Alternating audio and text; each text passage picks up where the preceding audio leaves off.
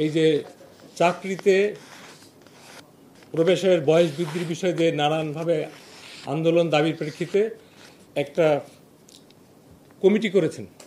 এই কমিটির আহ্বায়ক হলো জনাব আব্দুল মুহিত চৌধুরী, যিনি বিগত সরকারের অনেক দিন আগে উপদেষ্টা ছিলেন, সরকারের সিনিয়র সচিব ছিলেন, অনেকে আপনারা সবাই চেনেন।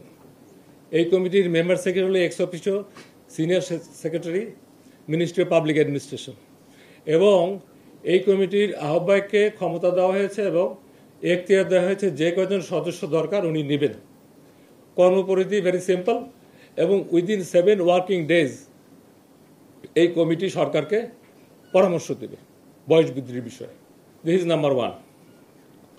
নাম্বার 2 হলো একটা সম্প্রীতি কালবেলা পত্রিকা, আপনাদের মধ্যে কেউ আছেন, উইদাউট এনি সোর্স একটা বড় ধরনের কি বলবো গুজব ছড়িয়েছেন এবং ছবি টবি দিয়ে একদম ভাইরাল নিউজ করেছেন।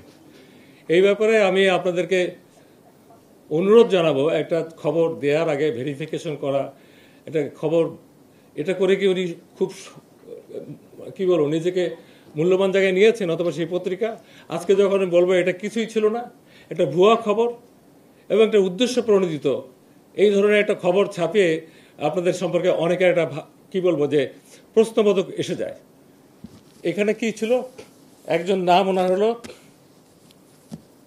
মির্জা সবেদ আলী, একটা ভুয়া অ্যাকাউন্ট খুলেছিলেন পদ্মা ব্যাংকে। এটা হলো আমাদের লক্ষ্মীপুর, তাই লক্ষ্মী বাজার নাকি লক্ষ্মীপুর বাজার বোধহয় হবে, যাই হোক পদ্মা ব্যাংকে অ্যাকাউন্ট খুলেছিলেন ভুয়া, এবং 2000 টাকা দিয়ে অ্যাকাউন্টটা খুলেছিলেন, 2023 সালে খুলেছিলেন। এবং যেদিন এই তদন্ত করা হয় সেই অ্যাকাউন্টের ব্যালেন্স ছিল জিরো টাকা, কোনো টাকাই নেই। আর 3 কোটি টাকার একটা কি বলবো যে ফলস একটা ব্ল্যাঙ্ক পাওয়া গেল কোথায়, কোন রুমে, কোনো তথ্য নেই। সে সাংবাদিককেও ডাকা হয়েছিল, উনিও কোনো সদুত্তর দিতে পারেননি। তো এই ধরনের নিউজ করে জাতিকে বিভ্রান্ত করে কি লাভ, আই ডাউট।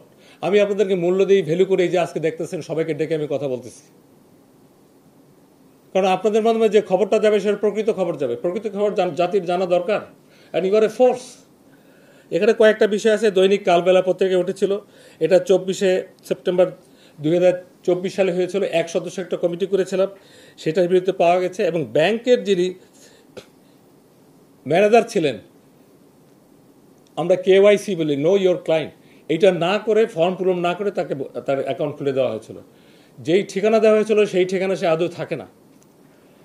সেই লোককে ওই দিন থেকে তার মোবাইল বন্ধ পাওয়া যাচ্ছে। তো যেই লোক 3 কোটি টাকা একটা চেক দিতে পারে, সে কি এত হালকা লোক হবে? এতেই বোঝেন, এই এক কথায় বলে দিতে পারি, ভুয়া একটা বিষয়কে জাতীয় পর্যায়ে এনে মানুষকে বিব্রত করা হয়েছে। এতে কেউ ছোট হয় না, দিন শেষে যারা এটা করেছে তারাই ছোট, এমন তো কোনো সন্দেহ নেই।